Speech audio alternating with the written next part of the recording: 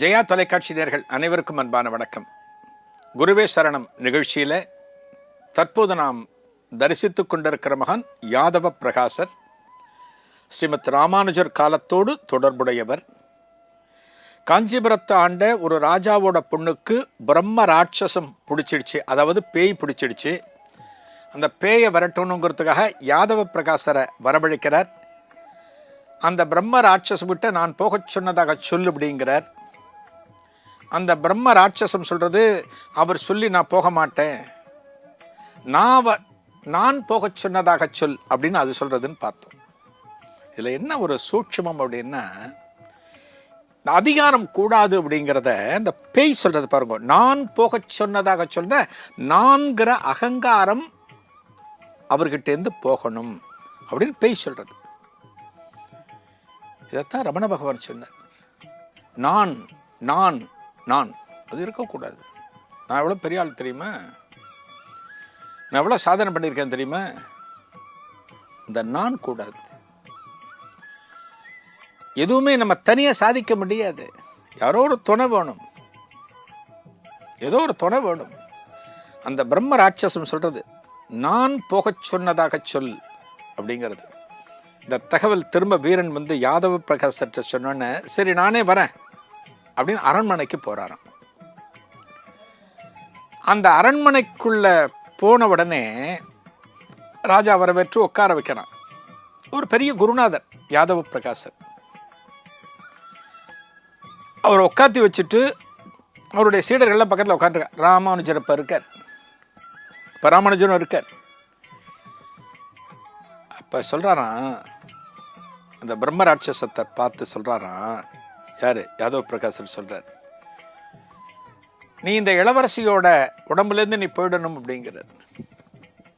அதுக்கு பிரம்ம ராட்சசம் சொல்கிறதா, நான் போகமாட்டேன், நீ சொல்ல நான் போகமாட்டேன், நீ யாருங்கிறது எனக்கு தெரியும், உன் முற்பிறவி என்னன்னு எனக்கு தெரியும் அப்படிங்கிறது தான். நீ சொல்லி நான் போகமாட்டேன், வேற ஒருத்தர் சொன்னால் நான் போவேன் அப்படிலாம் சொல்கிறதான். இவர் முற்பிறவின்னு சொன்னோன்னே இவர் ஆச்சரியத்தோடு கேட்கிறார், எனது முற்பிறவி என்ன, உனக்கு என்ன தெரியும், என்ன எனது முற்பிறவின்னு கேட்கிறார்.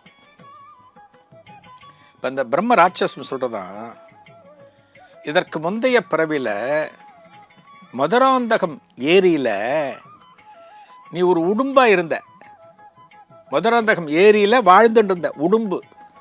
நம்ம பார்த்துருக்கோம் இல்லையா, உடும்புங்கிறது ஒரு ஒரு ஒரு விதமான விலங்கு. இத்தினோண்டு இருக்கும் உடும்பு, ஒரு பாம்பு மாதிரி நீட்டாக இருக்கும். பாம்புக்கும் உடும்புக்கும் நிறைய சண்டைகள் வரும், பாம்புக்கும் கீரிக்கும் சண்டை வரும். உடும்பு பிடிம்போம், உடும்போட பிடி அவ்வளவு பலமாக இருக்கும், அதான் உடும்புங்கிறது.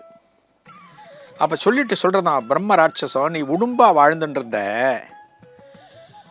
ஒரு நாளைக்கு இந்த தலங்களை தரிசனம் பண்ணுற சில வைணவர்கள் ஒரு தலமாக தரிசித்து கொண்டு, ஒரு ஸ்ரீரங்கத்தை தரிசனம் பண்ணிட்டு திருமலை திருப்பதிக்கு சென்று கொண்டிருக்கிற போது இந்த இடத்துல நீராடினார்கள். எங்கே, மதுராந்தகம் ஏரியில் நீராடி முடிச்சுட்டு பகவானிடமிருந்து கிடைத்த பிரசாதத்தை அவர்கள் சாப்பிட்டு இருந்தாங்க. சாப்பாடு, பெருமாள் பிரசாதம் சாப்பிட்டு இருந்தாங்க. அந்த சாப்பாட்டில் சில பருக்கைகள் கீழே விழுந்தன. அந்த பருக்கையை சாப்பிட்ட உடும்பு, இந்த பருக்கையை நீ சாப்பிட்ட, பகவானுடைய பிரசாதத்தை சாப்பிட்ட காரணத்தினால உடும்பாக இருந்த நீ இந்த பிறவில கொஞ்சம் கல்வியும் கிடைச்சிருக்கு, கொஞ்சம் ஞானமும் கிடைச்சிருக்கு.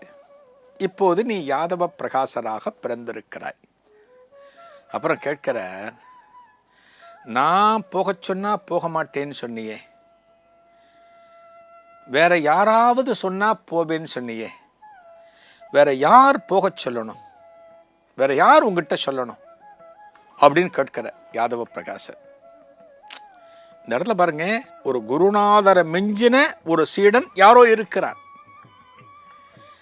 யாரோ ஒரு சீடன் இருக்கான். நீ சொன்னா போக மாட்டேன், வேற யாரானு சொல்லணும்னா இங்க இருக்கிறவங்க சொல்லணும், இங்க இருக்கிறவங்க சொல்லணும். அது யாரை சொல்ல போறதுன்னு பார்க்கிறார். யார்? யாதவ பிரகாசர் பார்க்கிறார். அந்த பிரம்ம ராட்சசம் சொல்கிறதாம்,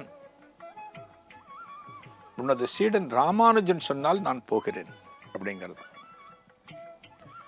ராமானுஜர் சொன்னால் நான் போகிறேன் அப்படிங்கிறதான்.